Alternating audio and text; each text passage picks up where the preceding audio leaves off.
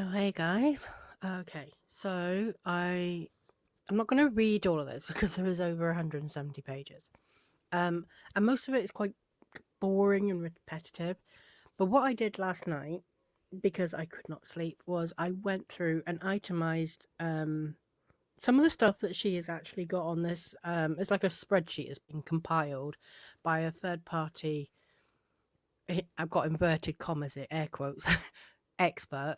Um, and I had a look at some of the things that she's actually claiming. Now, in my head, and it's always been the case, she is limited to claiming for successfully defending the defamation claim, right?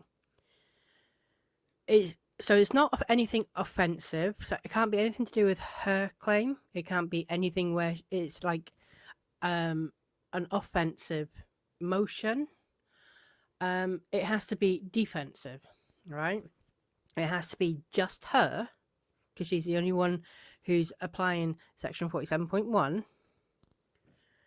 And then on top of that, it has to be in relation to the defamation law. Now, she is trying to say, well, the language of the law doesn't actually say it's specific, but the language of the law is entirely, refers entirely and exclusively to defamation claims. Okay, we looked at that yesterday. But I will just go back there again. Oh, right, 1 second when I get it. So, code. Right. Here we go. Yes, so it's section 47.1a says a communication made by an individual without malice regarding an incident of sexual assault, harassment, or discrimination is privileged. So that's the building blocks for defamation, right? A communication made without malice. The only thing that makes this, slightly different is what the nature of the communication is about, i.e., an incident of sexual assault, sexual harassment. Someone who has experienced one of those things talking about it. But if you take the sexual harassment and sexual assault bit out of it, you've got the foundation of defamation, right? A communication made by an individual without malice.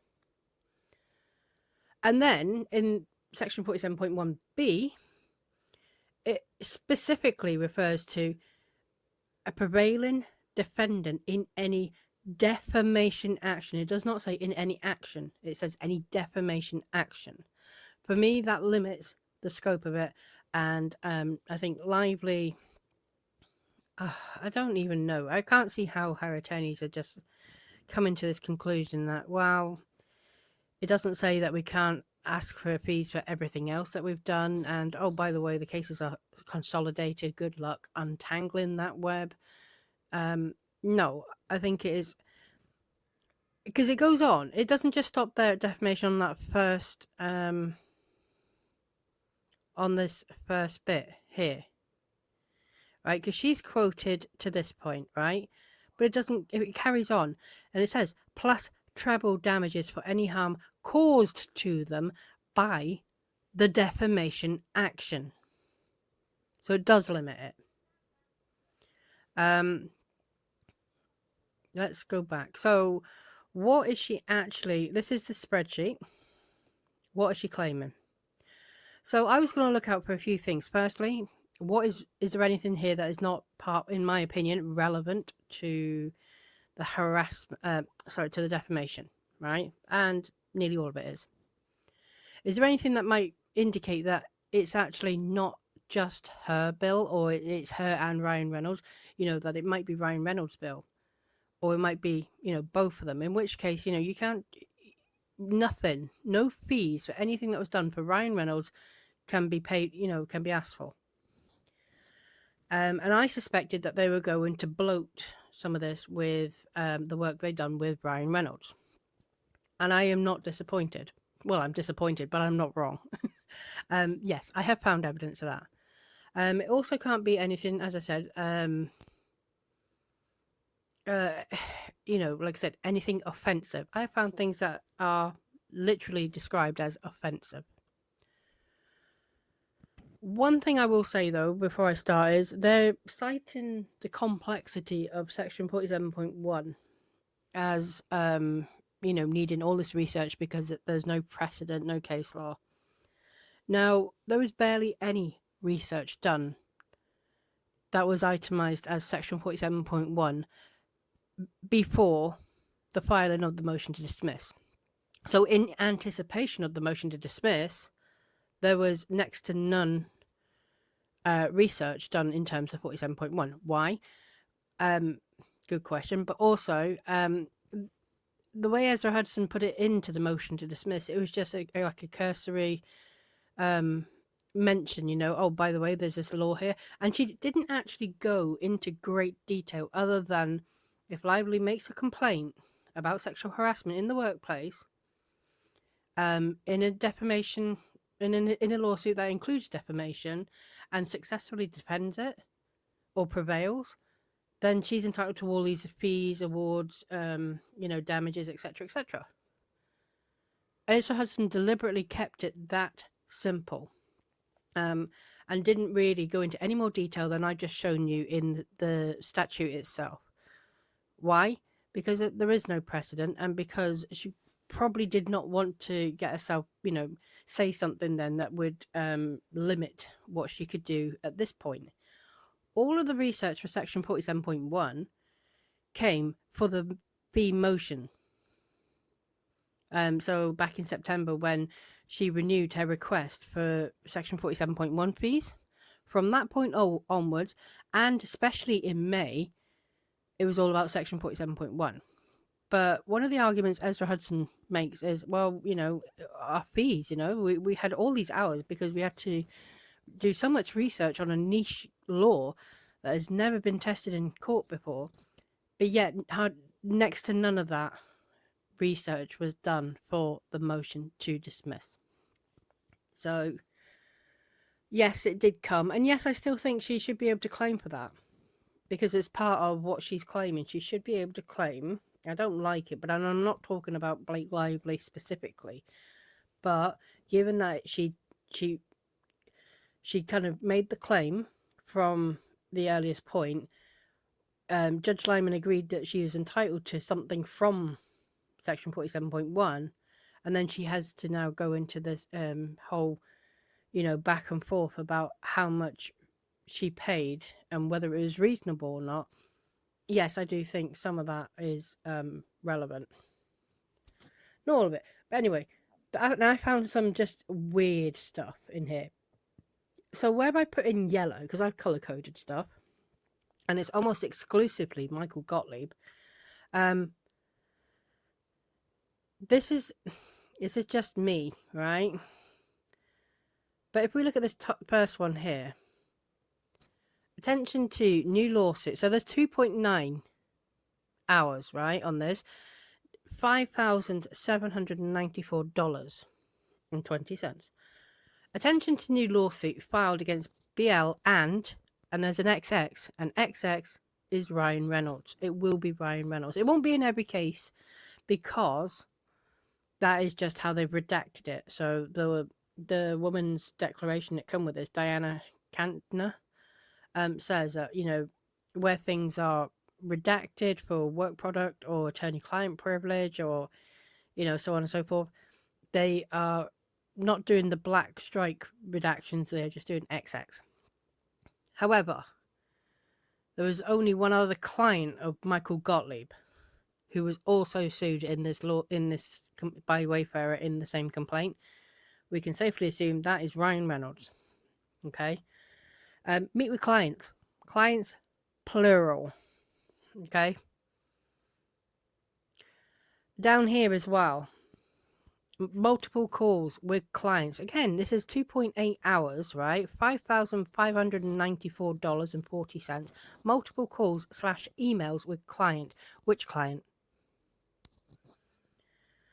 So where I put in yellow, these are where they're talking about clients, but they are either they're talking plurally about clients, or they say client, but they don't sort of elaborate on which client it is. And my theory was they were going to do this. They were going to be so vague that, you know, you could reasonably assume, you can look at some of these and go, okay, yes, that's got to be Ryan Reynolds. I haven't done all of them. I've just done like an example. Where I've gone here into red, this orangey color. This is stuff that they were researching, planning and drafting, but never did.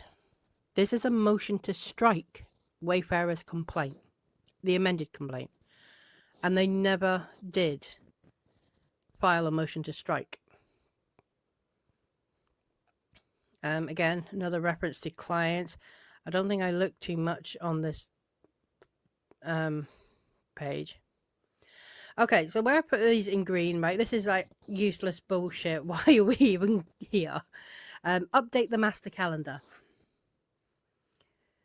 They're charging $701 to update the master calendar. So that is just arranging their own schedule, the attorney's schedule. For some reason, they have included that here. It has absolutely nothing to do with defending a defamation action. This is actually a lively thing. Drafted section of reply brief with attention to intentional infliction of emotional distress. 3.5 hours, $5,428.50. The only party who claimed intentional infliction of emotional distress, which she voluntarily withdrew, was Blake Lively. Wayfarer did not have this as a cause of action. So this is not a defensive claim. This is part of Blake Lively's own lawsuit. Now, I'm not going to go through these blue ones individually. I just want you to look at the sea of blue, right? Oh.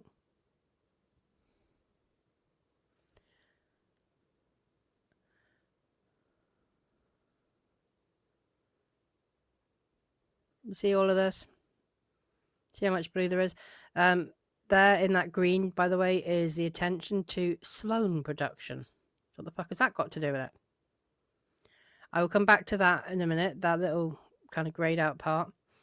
I just want you to look at how much blue there is. You see all that blue? There is pages and pages and pages and pages and pages and pages and pages of it, right? 70% of this, this bill, in my opinion, is devoted to the subject matter of this blue. This blue is about Rule 11.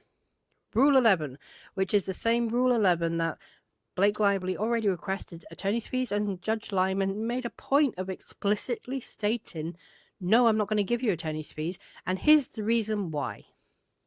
And she has just,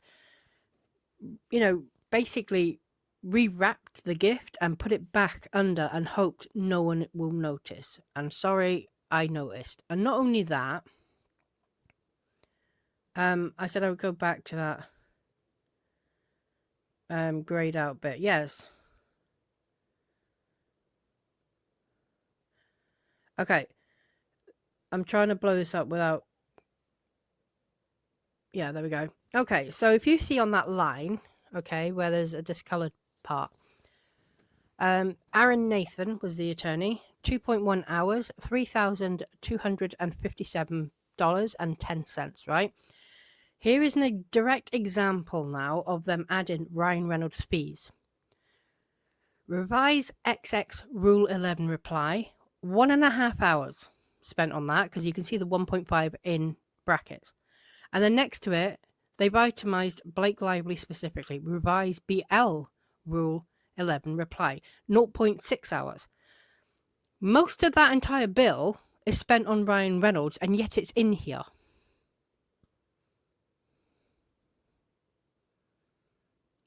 So I knew they were doing it, and I have evidence now that they are doing it. Wayfarer will absolutely pick this up. So yes, all that blue is due just to Rule 11. It continues, by the way.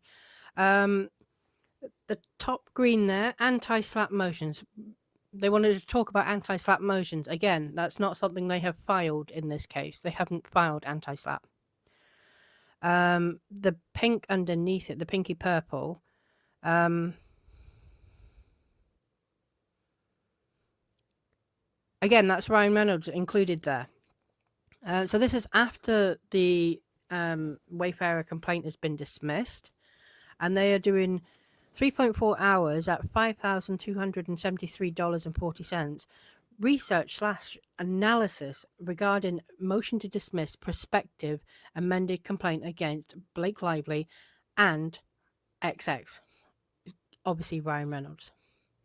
In the green underneath, 1.9 hours at $2,261 spent on analyzing the motion to dismiss opinion and to review and analyze decision regarding Brett McDowell's motion to intervene.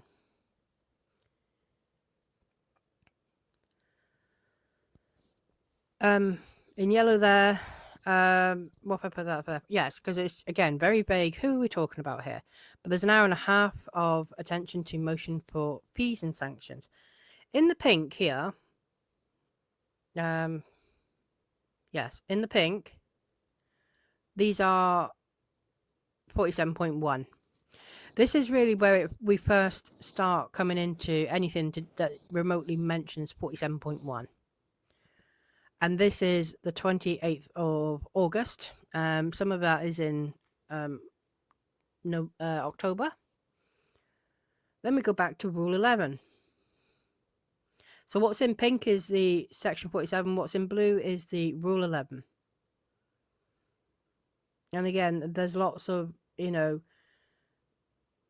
lots of moments and entries which are referring to both clients. Now,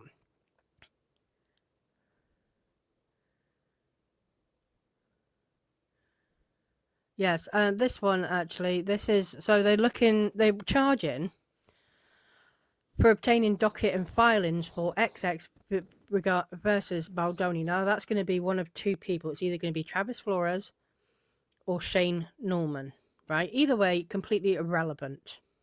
Completely irrelevant to the defense of defamation. Most of this, by the way, is irrelevant. I'm just picking out certain ones where I'm like, oh my God.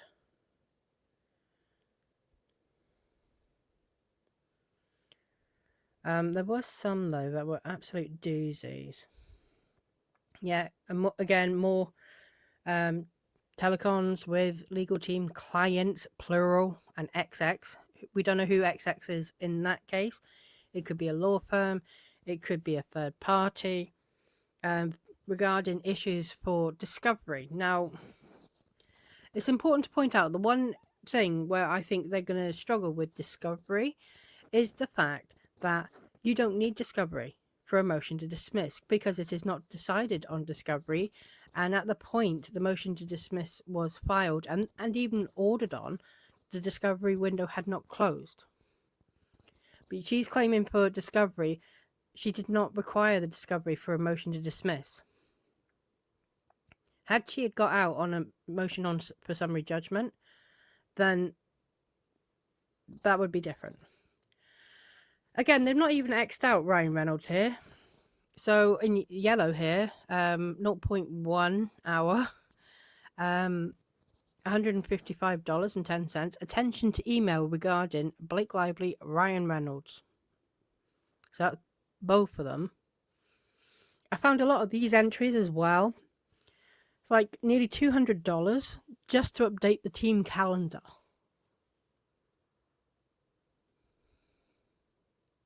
And there is, there's an awful lot of them. There's another one. Nearly $300 that one is to update the team calendar. So this is yellow. So there's another one, multiple telecons, emails with clients, plural. Another meetings with clients, plural. That someone had to sit for 6 hours at $6,246 to read Justin Baldoni's books and his watches podcast transcripts. So, I mean, what the fuck has that got to do with with defending defamation? Okay, so here we go. This first one in green, $788.20 on internal discussions with associate team regarding both offensive and defensive discovery. I remember this needs to be defensive only. 3 hours, $2,103 to research spousal privilege. That had nothing to do with defending a defamation action against Lively. And there's more than one of those. 1.5 hours, $2,326.50. Betty Buzz call regarding discovery. What the fuck has Betty Buzz got to do with this? There was literally no mention of Betty Buzz in the motion to dismiss from Blake Lively.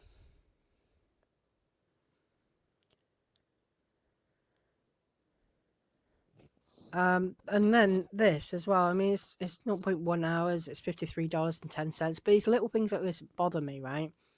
Correspond with J. Dale and A. Adams Jack.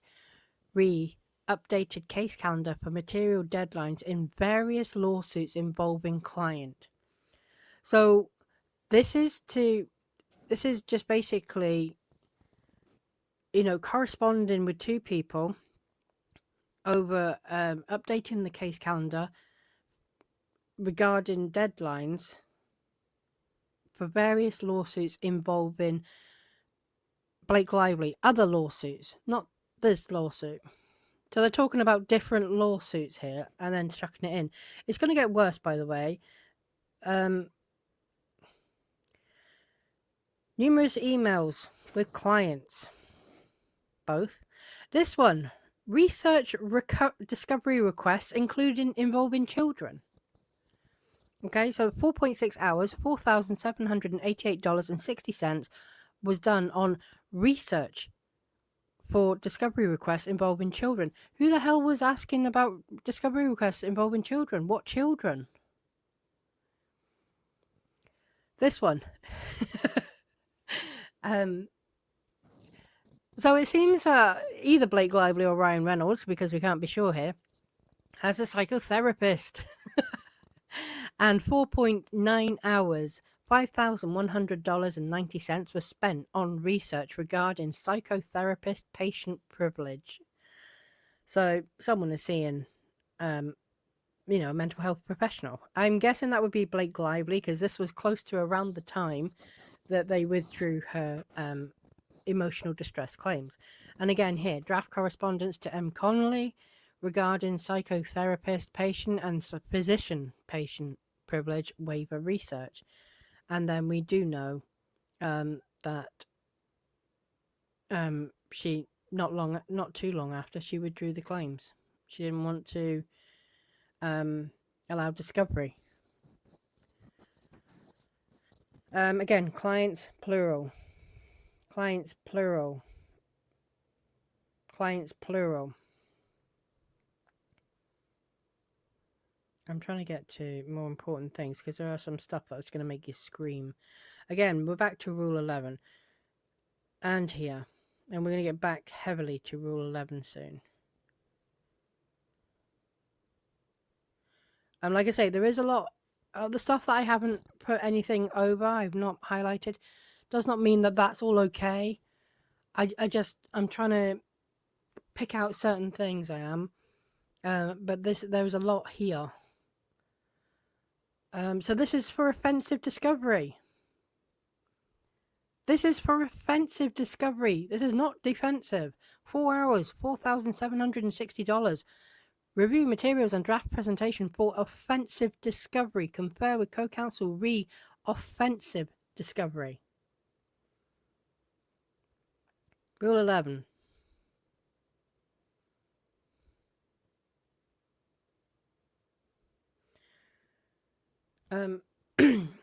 more calls and emails with client. Oh, this one.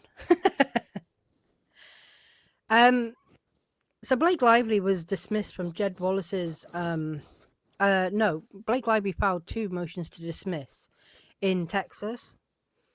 Around this time, this is May 21st of May 2025. It is not going to be New York because in 2 weeks' time they're about to be dismissed from their already fully briefed motion to dismiss that they did not file anything further on. This is clearly talking about the motion to dismiss that was going on, around the same time in Texas against Jed Wallace. Nothing to do with Wayfarer, nothing to do with defending their litigation, defamation litigation. Attended call with Texas counsel regarding motion to dismiss. Then we have more calls with clients.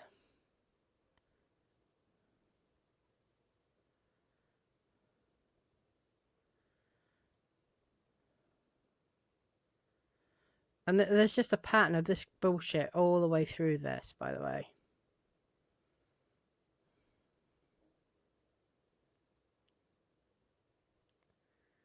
Oh, come on. I think most of this I didn't look at again. I mean, we've got Taxi, we've got Westlaw, LexisNexis. Westlaw and LexisNexis are kind of, legal online research websites. Lodgings, cars, taxis, plane fares.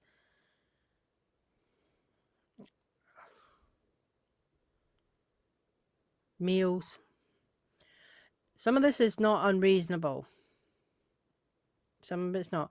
But I mean, I can't believe that Ezra Hudson and Stephanie Rosa are quite literally flying from LA to come and have lunch with the clients and are being billed, they're trying to build Wayfarer for that. They don't have to physically travel unless they're traveling for something else. They don't have to physically travel. So we've got stuff here, $15,412.50. Research online news articles, blah, blah, blah. $27,875 in November 2025. This is long after, Lively was dismissed from Wayfarer's complaint. This is to meet with the counsel and expert, identify social media posts. This is part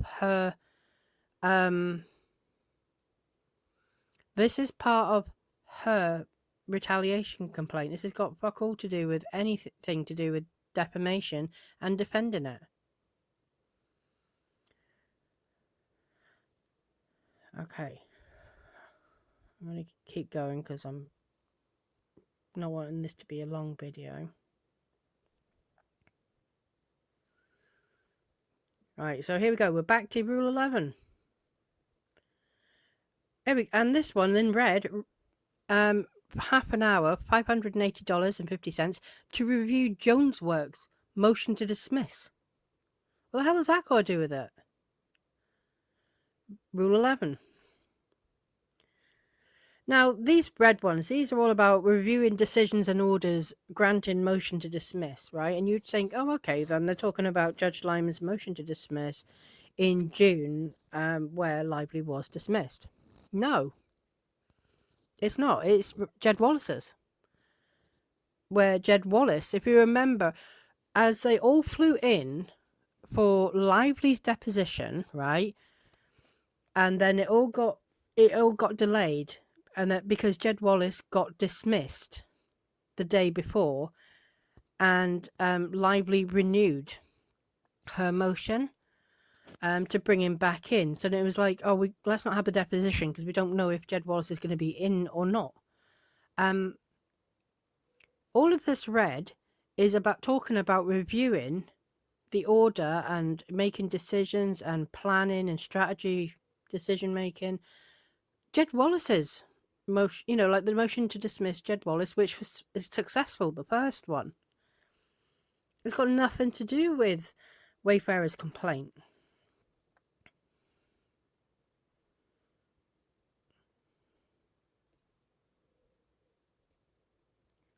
Okay. I'm not sure what else there is. But there probably is stuff, I'm sure. So I'll keep going. But as you can kind of grasp, like, this is what Wayfarer will have to do this. They will have to then go through everything and go, okay, what can we argue against here? What can we pull apart? And I think there's an awful lot. Because it is just opportunistic almost. It's like, oh, we'll chuck it in, and if they say no, or you don't, then you say no. However, if you don't notice or you don't question it, then you're going to pay. And I don't like that. I find it very sneaky and just dishonest. More updating calendar. These red ones, preparing lively for her deposition. She would have had to have done that anyway, but also this was the 31st of July. This was nearly 2 months after she was already out of Wayfarer's complaint. She was being deposed because she was a plaintiff. She brought her own lawsuit. But they want Wayfarer to pay nearly over £2,000 worth of fees just to prepare her. This one, what is this? Strategy call, telephone conference with marketing expert. Exchange emails with counsel for Betty B. There is there's brief mention of revising the Section 47 motion. Source intelligence subpoena.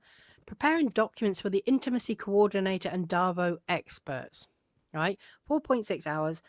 $4,802.40. Now, yes, there is a brief mention to Section 47.1, revising the motion, but they have not done that in that time because there are, the entries underneath are talking more specifically about Section 47.1, but here they're talking about marketing experts for Betty B, and preparing documents for the intimacy coordinator and Darvo experts, which Lively needed as part of her lawsuit. She had to prove her case.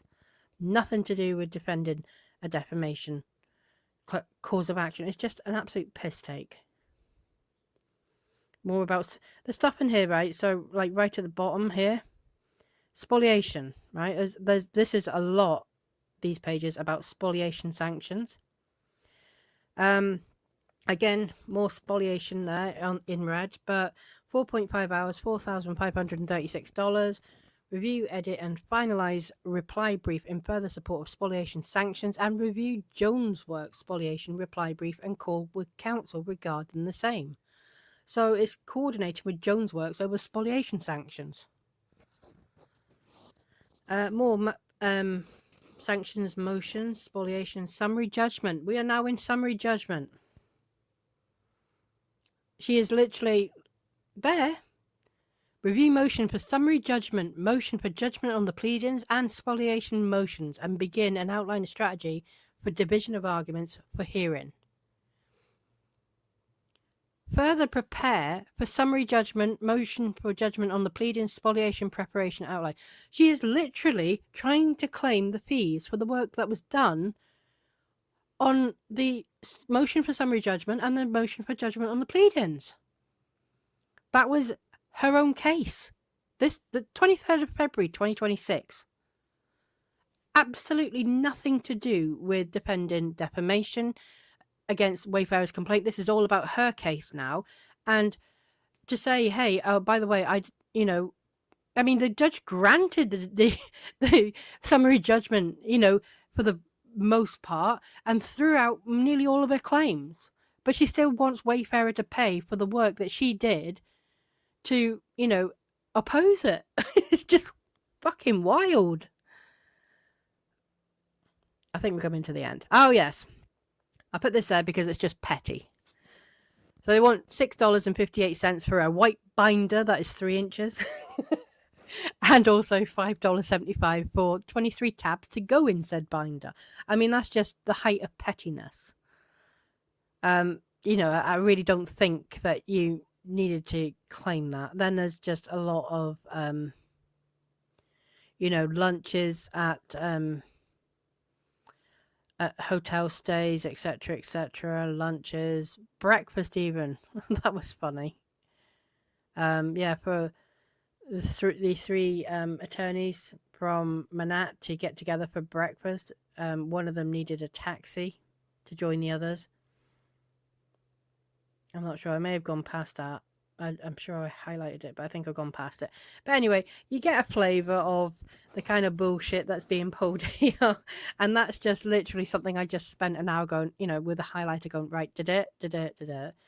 If I went through every single one, which, I don't think I need to do, and the video I would make on that would be so big. I don't think it's necessary. I think I, adequately demonstrated my point that one, there are fees for Ryan Reynolds in there, definitely. Two, there are some really petty, ridiculous stuff in there, like binders and breakfasts and stuff. Three, and don't get me wrong, meals are, they are included, reasonable meals, okay? But this is at a posh hotel.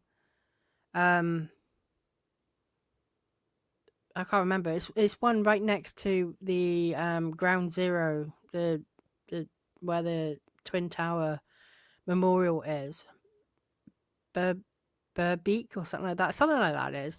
It's like a really posh hotel, I mean, they could have, opted for something like, a bit more down market, a B&B or, a hostel, something like that. There is definitely offensive stuff in there, not that it's not just defensive.